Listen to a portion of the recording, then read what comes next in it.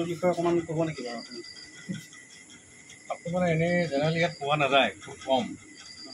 এইটো মানে ক'ৰবাত পোৱা এইটো বিষাক্ত সাপ।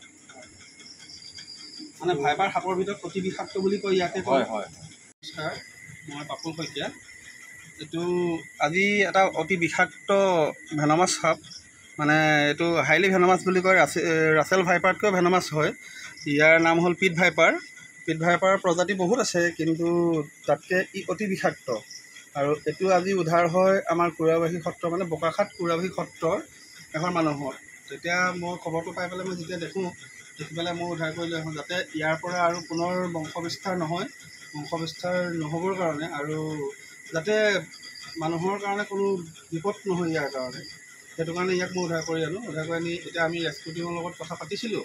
ৰেস্কিউ টিমে কৈছে উদ্ধাৰ কৰা লৈ যাম বুলি কৈছে ইয়াক, সেইটো বুলি আমাক আশ্বাস দিছে। জানো কি হয়, তেখেতসকল আহি আছোঁ বুলি কৈছে। বৰ্তমান খবৰ কৰিছিলোঁ ফোন কৰি।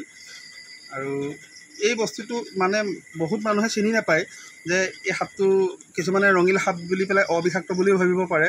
প্ৰকৃততে মানে ই যদি অতি সোনকালে মানুহে চিকিৎসালয়ৰ ওচৰত নাযায়, চিকিৎসালয়ৰ গৈ পেলাই ট্ৰিটমেণ্ট নকৰে, মানে মানুহৰ মৃত্যু নিশ্চিত। মানে ইমানেই বিষাক্ত হয়। সেইটো কাৰণে আগতেও বহুত সাপ ধৰিছোঁ, সেইটো কাৰণে সাপ ধৰা অভিজ্ঞতাটো আছে।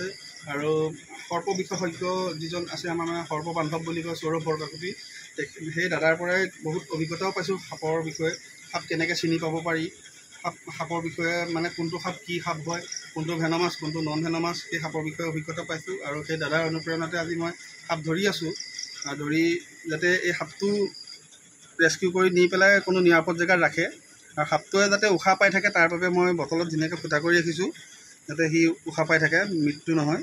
সেইবাবে বৰ্তমান ৰেস্কিউ টিম আহি আছে, জানো কি হয় চাওঁ।